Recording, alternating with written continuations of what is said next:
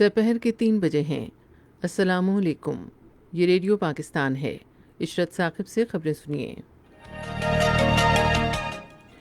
وفاقی کابینہ کا اجلاس وزیر اعظم کی زیر صدارت اسلام آباد میں جاری ہے، جس میں ملک کی مجموعی سیاسی اور معاشی صورتحال پر غور کیا جا رہا ہے۔ قومی اسمبلی میں آئندہ مالی سال کے بجٹ پر بحث جاری ہے۔ وزیر خارجہ نے کہا ہے کہ بیرون ملک مقیم پاکستانیوں کے مسائل کا حل اور ان کے حقوق کا تحفظ حکومت کی اولین ترجیح ہے۔ وزیر اطلاعات نے بیواؤں کے عالمی دن کے موقع پر ان بہادر کشمیری خواتین کو خراج تحسین پیش کیا ہے جن کے شوہر بھارتی جارحیت کا نشانہ بنے اور حق خود ارادیت کے حصول کے لیے اپنی جانوں کا نذرانہ پیش کیا۔ مقبوضہ کشمیر کے ضلع پلوامہ میں آج بھارتی فوجیوں نے اپنی ریاستی دہشت گردی کی تازہ کارروائی میں مزید 2 کشمیری نوجوانوں کو شہید کر دیا۔ افغان طالبان نے گزشتہ ہفتے کم سے کم 291 افغان سیکیورٹی اہلکاروں کو ہلاک کیا۔ خبریں اب تفصیل کے ساتھ۔ وفاقی کابینہ کا اجلاس وزیر اعظم عمران خان کی زیر صدارت اسلام آباد میں جاری ہے، جس میں ملک کی مجموعی سیاسی اور معاشی صورتحال پر غور کیا جا رہا ہے۔ قومی اسمبلی میں اگلے مالی سال کے بجٹ پر بحث جاری ہے۔ بحث میں حصہ لیتے ہوئے جنید اکبر نے کہا کہ مشکل کی اس گھڑی میں معاشرے کے مختلف طبقوں کی مدد کے لیے موجودہ حکومت کی طرف سے دیے گئے 1200 ارب روپے کے پیکج کی کوئی مثال نہیں ملتی۔ انہوں نے کہا کہ کرونا وائرس کی وبا کے باعث بے روزگار ہونے والے بیرون ملک مقیم پاکستانیوں کو بھی نقد امداد دی جانی چاہیے۔ اسامہ قادری نے کہا کہ کم از کم تنخواہ 25,000 روپے مقرر کی جانی چاہیے۔ ارمغان سبحانی نے کہا کہ زرعی شعبے کے استحکام کے لیے کاشتکاروں کو بلا سود قرضے دیے جانے چاہیے۔ شگفتہ جمانی نے کہا کہ پاکستان تحریک انصاف کی حکومت عام انتخابات میں غریب اور متوسط طبقے سے کیے گئے اپنے وعدے پورے کرنے میں ناکام ہو گئی ہے۔ سلیم رحمان نے ایسے وقت میں ٹیکسوں سے پاک بجٹ پیش کرنے پر حکومت کو سراہا جب کرونا وائرس کی وبا نے پاکستان سمیت دنیا بھر کی معیشت کو ہلا کر رکھ دیا ہے۔ انہوں نے کہا کہ گزشتہ 2 سال سے زائد عرصے میں سوات میں سیاحت کے فروغ کے لیے سڑکوں کے بنیادی ڈھانچے کو بہتر بنایا گیا ہے۔ ڈاکٹر شہباز بلوچ نے کہا کہ بلوچستان کی ترقی کو ترجیح دی جانی چاہیے۔ اسپیکر اسد قیصر نے گزشتہ روز ایوان میں بعض ارکان کی جانب سے استعمال کیے گئے نازیبا اور غیر پارلیمانی الفاظ کا سخت نوٹس لیا۔ انہوں نے کہا کہ ایوان کے سرپرست کی حیثیت سے وہ ان ارکان کے خلاف کارروائی کریں گے چاہے ان کا تعلق حکومت سے ہو یا حزب اختلاف سے۔ انہوں نے کہا کہ ہمیں ایوان کی عزت اور وقار یقینی بنانا ہوگا۔ پارلیمانی امور کے مشیر بابر اعوان نے کہا کہ قواعد کے مطابق ارکان تنقید یا اعتراضات کر سکتے ہیں، تاہم کسی رکن کے تمسخر یا رسوائی کے لیے نازیبا زبان استعمال نہیں کر سکتے۔ پاکستان کے مختلف ملکوں کے لیے نئے نامزد سفیروں نے آج اسلام آباد میں وزیر خارجہ شاہ محمود قریشی سے ملاقات کی۔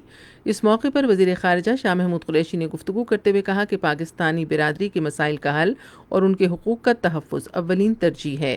انہوں نے کہا کہ پاکستان اس وقت داخلی اور خارجی محاذوں پر مختلف مسائل کا سامنا کر رہا ہے۔ شاہ محمود قریشی نے نئے نامزد سفیروں کو پیشہ ورانہ امور اور خارجہ پالیسی کی ترجیحات سے متعلق ہدایات بھی دیں۔ وزیر اعظم کے معاون خصوصی اور بلوچستان کے وزیر تعلیم سردار جار محمد رند نے آج لاہور میں وزیر اعلیٰ پنجاب سردار عثمان بزدار سے ملاقات کی۔ ملاقات میں انہوں نے دونوں صوبوں کے درمیان رابطے اور تعلقات کو فروغ دینے پر اتفاق کیا۔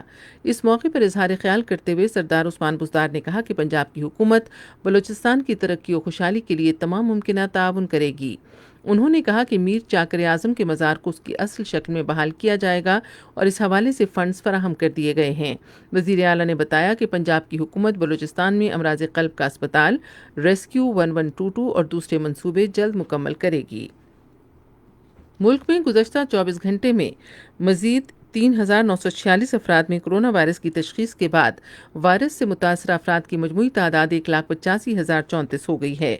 پنجاب میں 68,308، سندھ میں 71,092، خیبر پختونخوا میں 22,633، بلوچستان میں 9,587، اسلام آباد میں 11,219، گلگت بلتستان میں 1,326 اور آزاد کشمیر میں 269 مریض ہیں۔ گزشتہ 24 گھنٹے کے دوران 105 اموات کے بعد اس وبا سے جاں بحق افراد کی مجموعی تعداد 3,695 ہو گئی ہے۔ اس دوران 24,599 افراد کے ٹیسٹ کیے گئے۔ اب تک کرونا وائرس سے متاثرہ 73,471 مریض صحت یاب ہو چکے ہیں۔ دنیا بھر میں کورونا وائرس سے متاثرہ افراد کی تعداد تقریباً 92 لاکھ جبکہ ہلاکتوں کی تعداد 4,74,000 ہو گئی ہے۔ امریکہ کورونا وائرس سے سب سے زیادہ متاثر ہوا ہے جہاں 1,22,000 سے زیادہ اموات اور 23 لاکھ سے زیادہ افراد وائرس سے متاثر ہوئے ہیں۔ اس وبا سے دوسرا شدید متاثرہ ملک برازیل ہے جہاں مریضوں کی تعداد 11 لاکھ سے تجاوز کر گئی ہے اور 51,000 سے زیادہ اموات ہو چکی ہیں۔ اب تک وائرس سے متاثرہ 49 لاکھ سے زیادہ مریض صحتیاب ہو چکے ہیں۔ یہ خبریں آپ ریڈیو پاکستان سے سن رہے ہیں۔ بیواؤں کا عالمی دن آج منایا جا رہا ہے۔ اطلاعات و نشریات کے وزیر سینیٹر شبلی فراز نے اس دن کے موقع پر اپنے پیغام میں ان بہادر کشمیری خواتین کو خراج تحسین پیش کیا جن کے شوہر بھارتی جارحیت کا نشانہ بنے اور حق خود ارادیت کے حصول کے لیے اپنی جانوں کا نذرانہ پیش کیا۔ آج ایک ٹویٹ میں انہوں نے ان خواتین کے پختہ عزم کو بھی سلام پیش کیا جن کے شوہروں کو بھارتی اذیت خانوں میں بدترین تشدد کا نشانہ بنایا گیا۔ اقوام متحدہ کے سیکرٹری جنرل انتونیو گوتریس نے ایک ٹویٹ میں کہا کہ شوہر کے انتقال کے بعد متعدد خواتین وراثت یا جائیداد کے حق سے محروم ہو جاتی ہیں۔ انہوں نے کہا یہ بہترین وقت ہے کہ ان امتیازی قوانین کا خاتمہ کیا جائے جو خواتین کے مردوں کے مساوی حقوق کے منافی ہیں اور سماجی تحفظ تک رسائی کو یقینی بنایا جائے۔ ریڈیو پاکستان آج تیسرے پہر 3:30 بجے اپنے قومی پروگرام میں بیواؤں کے عالمی دن کے سلسلے میں ایک مذاکرہ نشر کرے گا۔ موضوع ہے بے سہارا خواتین اور بیواؤں کی بحالی و بہبود کے لیے مختلف حکومتی منصوبے۔ 4:05 پر اسی دن کے حوالے سے کشمیری بیواؤں کی ناگفتہ بے حالات زندگی پر مبنی فیچر اے بنت کشمیر پیش کیا جائے گا۔ مقبوضہ کشمیر کے ضلع پلوامہ میں بھارتی فوجیوں نے آج اپنی ریاستی دہشت گردی کی تازہ کارروائی میں مزید 2 کشمیری نوجوانوں کو شہید کر دیا۔ بھارتی فوجیوں نے نوجوانوں کو پلوامہ کے علاقے بنزو میں محاصرے اور تلاشی کی کارروائی کے دوران شہید کیا۔ اس سے پہلے اسی علاقے میں ایک کارروائی کے دوران حملے میں بھارتی سینٹرل ریزرو پولیس کا ایک اہلکار بھی ہلاک ہو گیا تھا۔ افغانستان میں طالبان نے گزشتہ ہفتے کے دوران کم سے کم 291 افغان سیکیورٹی اہلکاروں کو ہلاک کیا۔ افغانستان کی قومی سلامتی کونسل کے ترجمان نے ایک ٹویٹ میں کہا ہے کہ طالبان نے پچھلے ہفتے کے دوران 32 صوبوں میں 422 حملے کیے جن کے نتیجے میں 291 سیکیورٹی اہلکار ہلاک اور 550 زخمی ہوئے۔ انہوں نے کہا اس سے ظاہر ہے کہ تشدد کم کرنے کا طالبان کا عزم بے معنی ہے اور امن سے متعلق ان کے قول و فعل میں تضاد ہے۔ ادھر طالبان کے ترجمان ذبیح اللہ مجاہد نے حکومت کے اعداد و شمار مسترد کر دیے ہیں۔ انہوں نے کہا دشمنوں کا مقصد اس طرح کی جھوٹی رپورٹیں جاری کر کے امن عمل اور افغانوں کے درمیان مذاکرات کو نقصان پہنچانا ہے۔ چین اور بھارت نے لداخ کی متنازع سرحد پر کشیدگی کم کرنے کے لیے اقدامات کرنے پر اتفاق کیا جہاں پچھلے ہفتے 20 بھارتی فوجی ہلاک ہو گئے تھے۔ یہ بات چین کی وزارت خارجہ کے ترجمان جاؤ لیجیان نے بیجنگ میں کہی۔ انہوں نے سرحد پر ہونے والی جھڑپ میں چین کے 40 باشندوں کی ہلاکت سے متعلق ذرائع ابلاغ کی رپورٹوں کو جعلی خبریں قرار دیا۔ چین نے اپنے ویڈیو نیویگیشن سیٹلائٹ سسٹم کا آخری مصنوعی سیارہ آج کامیابی سے خلا میں بھیج دیا ہے جس کے بعد اس کے اپنے عالمی نیویگیشن نظام کی تنصیب کی تکمیل ہو گئی ہے۔ یہ مصنوعی سیارہ چین کے جنوب مغربی صوبے سیچوان میں یشانگ سیٹلائٹ مرکز سے روانہ کیا گیا۔ مصنوعی سیارے سے چین کا امریکی حکومت کے گلوبل پوزیشننگ سسٹم پر انحصار ختم ہو جائے گا۔ یمن میں سعودی عرب کی زیر قیادت فوجی اتحاد نے یمن کے بین الاقوامی طور پر تسلیم شدہ حکومت اور جنوبی علاقے میں خود ساختہ حکومت قائم کرنے والے علیحدگی پسندوں کے درمیان جنگ بندی کا اعلان کیا ہے۔ اور اب موسم کی صورتحال کے لیے محکمہ موسمیات کے نمائندے کی رپورٹ۔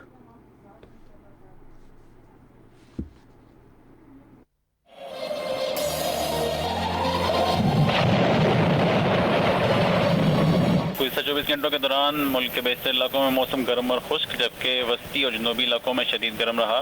آئندہ 24 گھنٹوں کے دوران ملک کے بیشتر علاقوں میں موسم گرم اور خشک جبکہ صوبہ سندھ، جنوبی پنجاب اور بلوچستان میں شدید گرم رہنے کا امکان ہے۔ تاہم خطہ پٹخار، بالائی پنجاب، بالائی خیبر پختونخوا، اسلام آباد، گلگت بلتستان، کشمیر میں گرج چمک اور آندھی کے ساتھ بارش کا امکان ہے۔ اگر ہم مقبوضہ کشمیر کی بات کریں تو مقبوضہ کشمیر میں سری نگر، جموں، لیہ، پلوامہ، اننت ناگ، شوپیاں اور بارہمولہ میں آج مطلع جزوی ابرآلود رہنے کے علاوہ گرج چمک کے ساتھ بارش کا امکان ہے۔ اہم خبروں کا خلاصہ ایک بار پھر۔ وفاقی کابینہ کا اجلاس وزیر اعظم کی زیر صدارت اسلام آباد میں جاری ہے جس میں ملک کی مجموعی سیاسی اور معاشی صورتحال پر غور کیا جا رہا ہے۔ قومی اسمبلی میں آئندہ مالی سال کے بجٹ پر بحث جاری ہے۔ مقبوضہ کشمیر کے ضلع پلوامہ میں آج بھارتی فوجیوں نے اپنی ریاستی دہشت گردی کی تازہ کارروائی میں مزید 2 کشمیری نوجوانوں کو شہید کر دیا۔ خبریں ختم ہوئیں۔ مزید خبروں اور تجزیوں کے لیے ہماری ویب سائٹ ہے radio.gov.pk اور آپ فیس بک کے link radio Pakistan news official پر براہ راست ویڈیو سٹریمنگ بھی ملاحظہ کر سکتے ہیں۔